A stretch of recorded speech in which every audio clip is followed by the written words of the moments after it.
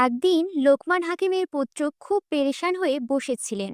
লোকমান হাকিম তাকে শান্ত হতে বলেন এবং বলেন, পুত্র, তুমি যখন কোনো বিপদে পড়ো তখন ধৈর্য ধরো। আল্লাহ তাআলা বলেন, আমি শুধু তোমাদের পরীক্ষা নিতে চাই। জীবনের পরীক্ষাগুলি ইসলামের প্রতি দৃঢ় বিশ্বাস দিয়ে পার করতে হয়। পুত্র তখন বলেন, কিন্তু বাবা, এই পরিস্থিতি খুব কঠিন, আমি কিভাবে ধৈর্য ধরব? তখন লোকমান হাকিম বলেন, তুমি জানো পুত্র, যখন কোনো কঠিন সময় আসে তখন ধৈর্যই আল্লাহর সাহায্যকে আকৃষ্ট করে। যখন আল্লাহ দেখেন তুমি ধৈর্য ধারণ করছো, তখন তোমার জন্য রহমত প্রেরণ করেন। তখন পুত্র বলেন, হ্যাঁ, আল্লাহর সাহায্যই একমাত্র আমাকে সাহায্য করতে পারে, তাই না বাবা? তখন লোকমান হাকিম বলেন, ঠিক বলেছ।